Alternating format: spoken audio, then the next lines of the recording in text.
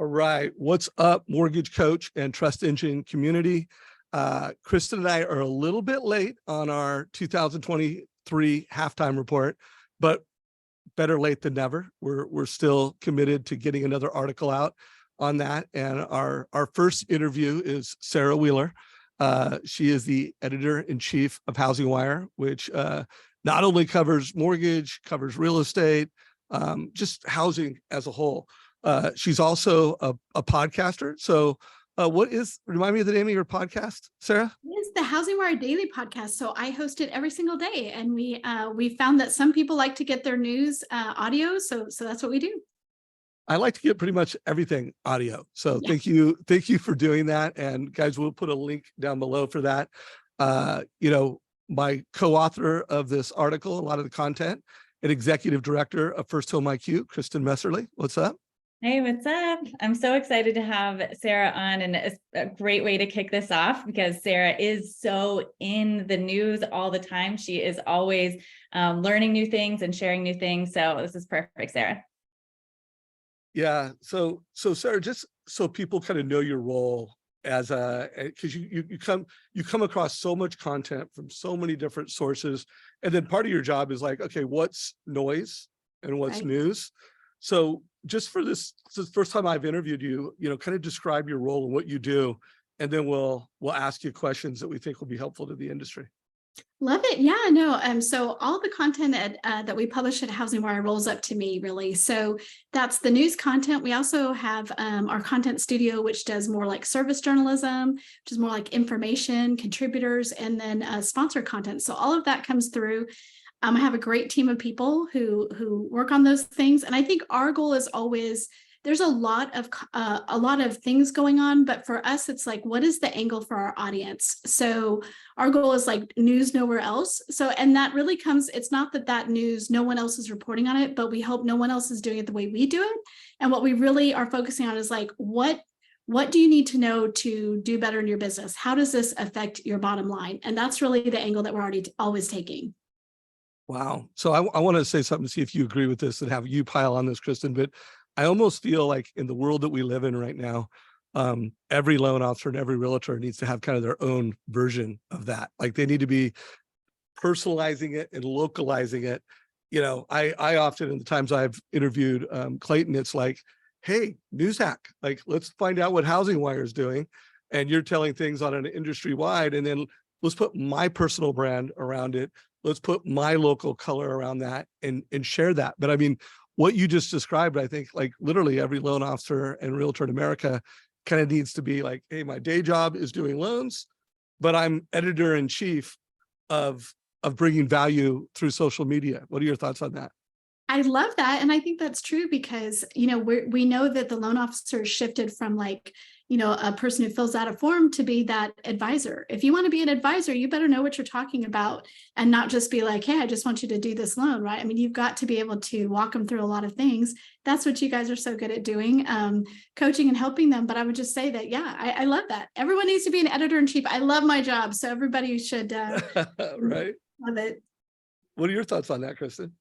I'm really curious. We've been talking, I think, about this type of role for loan officers for a little while, but over the last year, and this is what makes me excited about talking about the halftime report, is that like a lot has changed. I mean, ChatGPT has come in, like so much is changing so quickly. And so how does the loan officer, I think a good way for them to stay on top of that even is by constantly aggregating that information, sharing it with their partners and their audience. That allows them to be seen as a leader and also stay on top of being a leader, Yeah. And one other spin I want to put around it before we just get into like the core interview is I think every head of production, every C-suite leader in the mortgage industry needs to think the same way, that, we're in this world of social media, where we're using LinkedIn to build leadership brands, we're using social media to create value in local communities. I would just also think if you're a manager, you're a leader, you really need to think of yourself that same way as you see yourself, an editor-in-chief of content. And then with that said, I think HousingWire should be, just part of where you get your content. to personalize within your market. I don't need to get your opinion on that, do I, Sarah? You Nope. agree with that one? You are exactly right there. All right. So let's go with you. You came with some thoughts, like you knew we were going to interview around like, hey, what is this industry, or what is this market that we're in? Where do you think things will be by the end of the year? What are some of the insights you want to bring to the community right now? I think what happened this year, we knew what was going to happen in the first quarter, right? We all knew what was coming in the first quarter. We knew it was going to be pretty rough, but there was some thinking that the second quarter would be different, or at least by this time in the year, we might be in a different spot. And I think what's happened, what I see is like there's sort of this bifurcation between what's happening in the normal economy, in the regular economy, the larger economy, and what's happening in housing. And I think it can feel really weird if you're in the housing industry because you live in both worlds. And so if you're in the consumer world, you have had high inflation, but now that's cooling off. And, we've been talking about a soft landing, right? For the overall economy, we think there's going to be a soft landing. It might be that we avoid a recession altogether. If you've been in housing, you've been in a recession since last June, not 2023, but 2022. And, the soft landing doesn't really mean that much to you, right? It's a totally different thing. Now we know people are doing, finding ways to innovate in this market and doing well. But I think that there's sort of a disconnect. And what happened was you had the banking crisis, number one, that really threw some things into, that was an outside variable. And then I also think that, just the demand has stabilized. So one of the big things this time last year, you had home sales crashing because people were not, they're like, I'm not 7% rate scared everybody. They're like, I'm not doing that. What we see this year is that home prices have persisted. Yeah, people are still in the hunt for a home, and the demand is high enough that they're keeping home prices up, which I think is pretty unusual. I think, normally higher mortgage rates are going to bring home prices down. In this market, you have just enough of demand, and we've gotten used to 7% rates now for the last 3 months at least, that we're not seeing that fall off, which is keeping home prices high. I think that's really surprising to almost everyone, that we are here in the middle of 2023 with high home prices, high mortgage rates, and at the heart of all of it, very, very low inventory. Yeah, no doubt. Now, again, Logan is your chief economist, and you guys have content from all different places. When do you guys think rates are going to get better and we're going to see some relief? What's the HousingWire perspective? The HousingWire view on that, and we really go back to Logan's 2023 forecast, which has held up, is that he has a range, and really it all depends on the labor market. So at this point, we just had the Fed do a small rate hike, but that's not really what's driving things right now. What's driving things right now is the bond market, and the bond market is looking for what's happening in the labor market. And this is where, again, I say like, what's happening in the overall economy is positive in the fact that we're not losing millions of jobs. No one wants that. But that's what's going to drive, once we see that break a little bit is where you're going to see mortgage rates come down. So it's tough. It's like no one wants to see millions of people lose their jobs, but we do need to see a little bit more unemployment before mortgage rates are going to come down. At least that's Logan's, that's what he watches. And so far he's been right. So that's kind of what we're looking for. I would say the silver lining, because I asked Logan too, I was like, I'm always trying to be positive, right? I'm like, what is it that we can look forward to? And I would say that, the fact that demand has been stable with mortgage rates and home prices this high is a good sign for demand. And if mortgage rates come down even a little bit, and certainly if they were in the high fives, we would see a lot of pent-up demand, and that would be great. So that is a silver lining, to see that there is still demand at these mortgage rates, which, maybe none of us assumed would happen. But I do want to, go ahead, Kristen. Go ahead. No, I was just going to talk about inventory for a minute, if you guys don't mind. I was going to ask you about that, so it's perfect. Perfect. So I really feel like inventory is the story, because it's what's driving some of these other things. And so we have new listing data at the lowest levels ever recorded in history for the last 12 months. That's pretty incredible. And then you have, after new listings have been on for 30 days, they're considered active listings. active listings growth has been slow, so that weekly inventory has been negative year over year for the last couple of weeks. So I think that that's pretty crazy, and that's what's driving those home prices. Housing demand is such that days on market are still very low. So something comes on, I think we're still in the teenager level. Over 30 days on the market is a more normal market. That means people have enough choice that, they're not just snapping up things so fast. If you have homes that are averaging, in the teens as far as days on market, people don't have a lot of options. That normally signals that you're going to have people in bidding wars. None of those things are great for consumers. And so there you go. Kristen, you were going to ask something or say something? Well, I was going to ask exactly that question, because housing inventory was such a big topic in our last report, and it's just consistently what people say is the challenge for next gen home buyers and that kind of thing. Do you have any? Are you seeing any solutions or ways that lenders, I guess, are kind of maybe using that as an opportunity? Speaking of kind of silver lining, like how are lenders supposed to respond to that and, make use of that, I guess?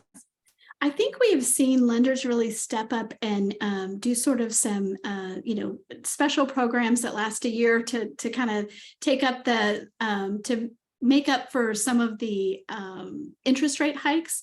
I think they're very sensitive to that. Of course, home builders get to discount their homes. They can buy down the rate. They can do all sorts of things. So that if you're in the market, a new home is probably more affordable than it has been in years, because typically new homes are more expensive than existing homes, but there are just, not a lot of either. And on the new home side, they can discount, they can buy down the rate. So that's why you're seeing new homes as a share of the homes sold so much higher than normal, but it's just because the overall number of sales is so low. It's not because, all of a sudden there's so many more new homes out there. It's just, there aren't that many homes being sold, so they take up a lion's share. I do know, we looked at, I think Redfin just put out a report that a first-time home buyer now has to earn roughly $64,500 a year to afford the typical starter home. And that's up 13% from a year ago. And let's all remember, it's not like 2021 or 2022 were great years for affordability. They weren't. And the new listings of starter homes dropped 23% from a year earlier. So we just have that inventory affects every single part of this market, I think. Yeah. That's a really interesting point. And, Kristen has a lot of passion around, one, serving underserved markets, and two, helping first home buyers get into home ownership. I mean, that's the first home IQ mission. Are you seeing any innovation or trends on the bright side? Anything that is worth calling out on a positive note? Absolutely. I think, anytime we have this kind of market or low volume, you see lenders much more interested in affordable housing or in serving some of the borrowers who might be outside the box they typically go to. And, they're willing to look at down payment assistance programs. They're willing to get educated on the kinds of things they need to do to help FHA borrowers. They are interested in, and Kristen, you can speak to this much more than I can, but we see it in traffic. We see it in what people are asking for. Affordable housing or helping low to moderate income borrowers is much more on the radar this year than it has been since the whole time I've been working at HousingWire, which is 10 years. Mm-hmm. Yeah, I've been seeing a lot of that, and it's exciting. I'm like, yes, now we're finally paying attention to this. There are more first-time homebuyer, down payment assistance programs out there. Are you seeing? So you're seeing more of a focus on education in general with next gen or first-time homebuyers. Do you think are there any strategies you're seeing lenders deploy around education or in implementing or educating people about those types of programs?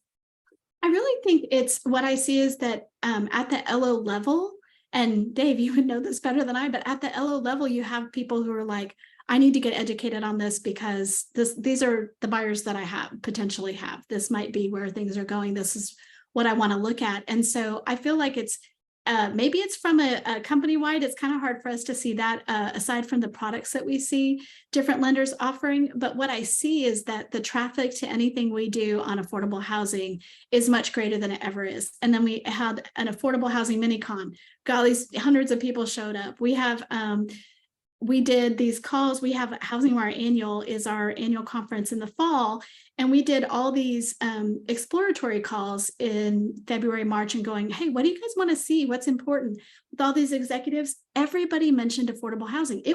That's not normally on our agenda, just to be honest with you, because even though it's super important, maybe people don't want to hear about it. And everybody was like, well, I don't see anything about affordable housing. So we added it to the agenda. That to me says that there is a sea change here as far as interest. How that trickles down and actually happens, I can't tell you, but I do see that the industry is interested. Yeah, well, that's for sure. I mean, when you look at the demographic data and the number of millennials that are, in prime house buying ages and the amount of Gen Z coming right behind them, I mean, affordable housing needs to be a massive priority for the industry. Something I've been saying from stages, and I don't have any data to back it up, but I'm pretty sure it's true, is that there's never been more community and down payment assistance programs in history. Now, I say that and no one's challenged me, and I think it's true, but do you have any data on that? Any HousingWire articles or data? You know what? I don't, but I just saw we are writing up that I cannot remember her name. She's Jeff Bezos' ex-wife. This is terrible. Oh yeah. I know. She just gave the largest endowment ever to an affordable housing group, and we are writing that up as we speak. So I don't have that right in front of me, but that's exciting. And I do think that so HousingWire just partnered with an organization called Housing Forward, and it is a group in Dallas. And what we've seen is that HUD, they've used their money so strategically that HUD has given them more money, and then they've been able to attract money from the Bezos Foundation and some other things, the Day One Fund. And the whole reason they're doing that is because DC is seeing and private companies are seeing like they're making a difference in housing and how, rapid rehousing of homeless people, but also affordable housing. So I know that's a little bit outside the scope of what maybe your LOs are involved in, but I do think it just shows, I feel like there's just a groundswell going this way. Well, I think we as an industry, it's good for our business to address this problem. And we can, that's one of the things that Chris and I are excited about First Home IQ is we think that the mortgage and real estate industry can put a much bigger dent on the financial literacy crisis out there. And so I love that. So is that article going to hit within a week or two? How far out do you think that article is? No, it'll probably be up tomorrow. Oh, well, then we will post this. We'll give it a day or two before we actually post this on our YouTube channel. And guys, there will be a link down below to the article in question. Make sure you check it out. Also, it's something that we're very serious about is helping lenders and loan officers solve this problem because it's a big one. Kristen, any other questions you want to make sure we get to, call it on the short term before I kind of go long term on where, HousingWire and Sarah think the industry might be going? Are you going to get into talking about some of the trends in technology or anything like that? Go for it. Let's ask that. So I mentioned before how much technology has changed, and just thinking about the past year is kind of wild. Are you seeing, like, in your opinion, how is AI going to change the future of lending? Do you have any thoughts on that? I have a lot of thoughts on that. So, I've been interviewing people for my podcast for, since probably March. At least once a week, we have an AI conversation. And I think that there are a lot of exciting things going on. I think that even more exciting from my perspective is the fact that what's coming to the forefront is like, what are we doing with all this data? So I feel like data has become sort of the new thing, and especially data straight from the source. And so we see the FHFA really having a focus on that has trickled down. So the FHFA just did their first ever tech sprint. And in this, they brought together, this is so interesting and innovative from a government agency, right? They brought together, I think they had 100 participants. They had 8 teams. They did a tech sprint to kind of look at the 5 big things in technology. And I talked to Jason Cave, who is in charge of the FinTech office at FHFA, which is a newly created office maybe 18 months ago, last year. And his goal is like, number one, there's a bunch of automation and tech solutions out there already that could help people that are not being adopted. So what does that look like? Why is that? But the other thing that you can see is definitely on his list. So, you know, if you're a lender, probably perk up here. And that's data from direct from the source, and how that can change our industry. And it can change it if you think about all the ways that you have to verify data over and over again throughout the process. And then you have to do it in a whole different way when the loan gets bought. So if you could verify data from the source, and of course we all think blockchain, but I think he would first say like, let's think about the IRS. Let's think about all the data that the government already owns of yours. And if you can, you know, obviously we have verification solutions already, but he's talking about something even different than that. I think he's talking about a direct thing. You see the federal government set up that FedNow payment system, which is you're able to wire money through the federal government, through their system.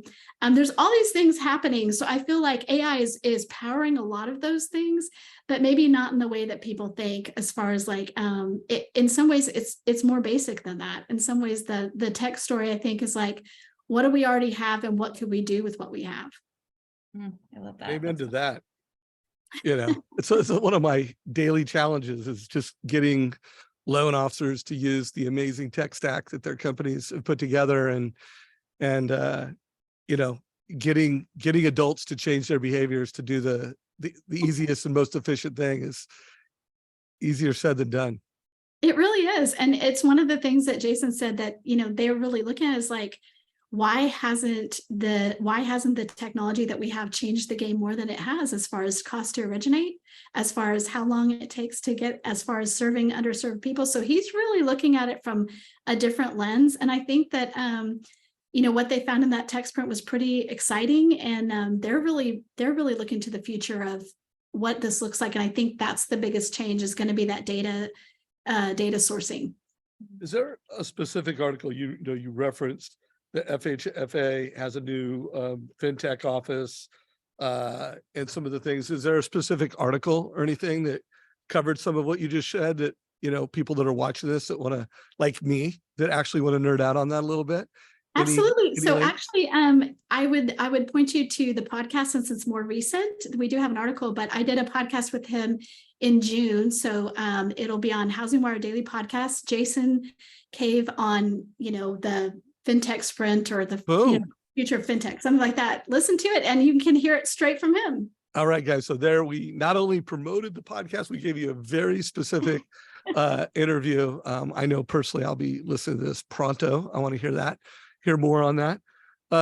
So where do you think this is all going? You know, and I mean, I have kind of a planning horizon to 2030, you know, as the Chief Innovation Officer of Trust Engine. I need to, you know, try to like, okay, this is how much different I think lending will be.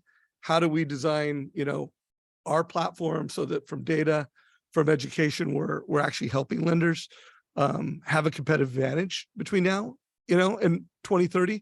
And then I usually break it down. What's going to happen between now and 25? What's going to happen between now and 27? What's the planning horizon you think about at HousingWire? You know, what years, you know, what's a long-term perspective that you think about? Actually love that. Yeah. I think 5 and 10 years is very similar, right? And I think what we see in the industry is, number one, and you mentioned it earlier. So the majority of people buying homes 10 years from now are going to be people who are Hispanic, Black homeowners, people who are, you know, the minority. We would talk about minorities, but they're going to be the majority of homeowners. And how is the industry shaping itself, changing to really meet that? And that's in hiring people who can meet that. That's in having different processes, different products. So I think that's super important. And then we think about, well, how are we going to be supporting the people who are doing that? Are we doing a good enough job right now in laying that foundation? I think another thing that I think about is we already see, and Dave, you work with many of these people, we already see lenders who they're being strategic right now, absolutely, and laying the foundation for the next cycle that's coming maybe sooner than we all think. And what does that mean as far as like when all these people want to refi, when there will be some number of people who will be refining out of these really high interest rates, what does that look like? And instead of throwing bodies at the problem, how are you going to be using technology? How are you being strategic right now in building the lender of the future, if you will, but of the near future that can handle more volume without adding all of that, cost back into the system? And we know that people are doing that very strategically, whether that's through M&A or their investments in different technologies, how they're using their people. So I think we want to be ready for that. And the tech conversation just keeps getting more interesting. Just what I was talking about, we see that from that perspective, we see the credit scoring things that are going to change coming up here in the next 3 years. That seems like a long horizon, but it goes by fast, going from a tri-merge to a bi-merge system, what that does for who exactly is served by that better. And then also the cost of that, which is going to be significant for smaller lenders to have to adjust to. So I think that we look at those kind of timelines. 10 years out is pretty hard for me. I think Clayton does a lot of that kind of strategic thing. I think I'm really focused more on the 5 years and less. That's okay. That was perfect. I have a follow-up question, but Chris, anything you want to say?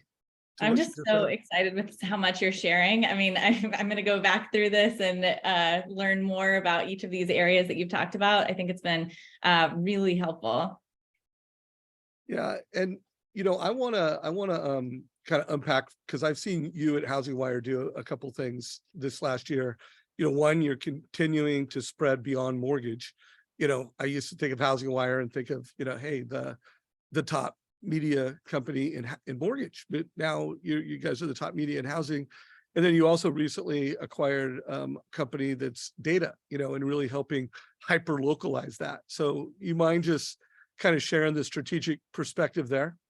Absolutely. So Altos Data was very strategic for us. And if you asked about what kind of stories we're investing in, we just hired a data journalist to dive into, to tell some of those stories from Altos Data. So they have an incredible data set.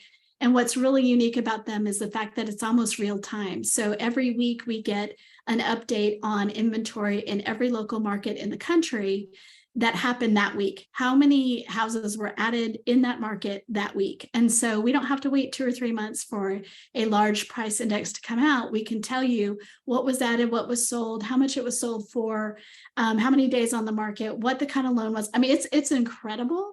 And so, yeah, that was an amazing investment that we were able to make. And we think it's going to power our stories going forward. Of course, it's a product you can buy. People can buy that information for themselves, but I'm interested in the stories we can tell based on that data and really, know what's happening in a very local way. Because as you said, everybody, an LO is like, great, that's great. What about my local market? What's going on here? And that's what we're going to be doing more of. So we're pretty excited about it. Yeah, that's really exciting. And again, how we open this up around being your chief editor. I mean, first of all, you need to follow HousingWire. It needs to be part of the places that you get information. And to get some of the work of your data journalist, is there going to be a specific place within HousingWire that's that, or is that just going to be integrated into your overall content? No, integrated into our overall content. So right now he is working with the HMDA data set, which is a gigantic data set, of course, and getting some insights there. And we're using that for a story that Flavia is writing. There will be things that he does specifically with the Altos data set. We also have Real Trends, which has rankings data on the top real estate agents and the top brokerages for decades. And I mean, it's proprietary data, so he can dig into that. We also have a partnership with CoreLogic on some property data. So, we're coming at it. I feel like now we're a triple threat, and there's just going to be more and more data stories. And I think that that's really valuable to the industry. Yeah, no, I couldn't agree more. So I mean, here's Krista, I'll leave it for any of your last questions, but I want to know, because kind of booking this around helping loan officers, helping executives at mortgage companies be that, executive editor in the content they put out. Give us some advice on I have to imagine that every story that makes it across your desk doesn't get put out. Like some of it's just noise, signal. And then you also have a way in which you're like, ooh, we put this up here, we put this down here. Any advice you can give the industry, anyone listening, on how they can do a better job of being that chief editor for their own platforms? I really think it's deciding what is it what's going to move the needle for your business, and then focusing in on that and in whatever source you want to do. Of course, I think we're the best source, but what if there are some things we don't do that you might need to go to the Wall Street Journal for, or whatever. I don't think so, but I think it's really defining what it is that's going to move the needle for you, because I think in everyone's life, the noise is the problem. And so how we do that is we have curated newsletters. So if you want to, if you're just interested in appraisal, I read a newsletter and we curate all the things that happen in appraisal that week. I have a tech newsletter that's going to be launching in September. And it's I want to make it if you're in mortgage, this is the one newsletter you have to read about tech every week. So that's kind of how we do it. And I think a lot of companies have that strategy of we're going to curate it for you, so you don't have to deal with all of this. It just is down into this channel. Love that. Kristen, any closing thoughts? Yeah, just for the last question, I think you will just be reiterating what you've talked about here, but as the editor-in-chief and as you're thinking about what you're reporting on over the next, few months, even, or 6 to 12 months, what would you say are the biggest things that lenders should be paying attention to, or as an industry that, we should be thinking about in terms of, what's most important to us? I think that one thing we haven't talked about yet is the regulatory issues coming down the pike. And I will say we have a very active regulatory regime right now. And so I think that if I am in mortgage, I'm definitely keeping an eye on that. We've got the Supreme Court considering whether the funding of the CFPB is constitutional in the fall. They're taking that up. That could have some major things there. The CFPB is a very specific kind of regulator. And if they were found unconstitutional at that level, that would have a lot of ripple effects. But we also see other things. We've seen the FHFA be very active when it comes to, appraisals. And so I think you might think, well, how does that affect me? Well, it's going to affect everybody, the way that they're looking at appraisals and who can do appraisals and what are valuations and what can we do. Again, it comes back to the data. So we have so much good data on so many properties right now. And I think you have regulators who are looking at that and going, we can utilize that in different ways going forward. That would mean less in-person appraisals, more valuations. They've already done that. So I would say over the next year, especially now, when you have an election coming up, all bets are off. But in between here and there, I think that the appraisal space is going to see the most action. And you're going to continue to see a real focus on fair lending and redlining, which have been, we've had 5 redlining actions this year already, I think. Things are that they're definitely looking, and fair lending is huge. So if I'm a mortgage lender, I need to make sure that I understand what that means to me. So incredible. Yeah, so much value. I really appreciate all this time with us, Sarah. I do have one last question. Sure. And knowing that you've been doing this daily podcast for a long time, you've already given us one that we can listen to. But if there was one, it's either your favorite because it was just your favorite, or 2, it was the most downloaded or viewed. If there was one of your podcast episodes that you want to recommend everybody checks out, which one would it be? I have Logan on the podcast twice a week because things change so much, and he is very entertaining. So I would say that he makes economics entertaining. And one of our most downloaded podcasts was, why aren't mortgage rates higher, or could mortgage rates go higher? I can't remember, but anytime you want, twice a week on Mondays and Thursdays, he's a great one to tune into because we cover inventory prices, purchase apps, mortgage rates every single time. Okay, cool. So anyone with Logan, but if you could post this, forward me a link to that one that why aren't interest rates higher? And we'll put a couple links, one on the FHFA. I have a hard time saying it. And I'm really interested to learn about what their vision on technology is. So Kristen, anything else you want to say before we call it a day? No, thank you so much, Sarah. This has been, I knew it was going to be a great interview, but I am such a fan. Thanks for spending time with us. Oh, it was so much fun. I love being a guest. Usually I'm you guys, so this is fun. Yeah, no, well, thank you for everything you do. We love HousingWire. What's up, Clayton? And anyone that follows Mortgage Coach, Trust Engine, First Home IQ, make sure you're following HousingWire. And most importantly, make sure you're taking action on it. Read the content, study the content, and then use it in building your brand in the marketplace. All right, this is a wrap, everybody. Have a great day.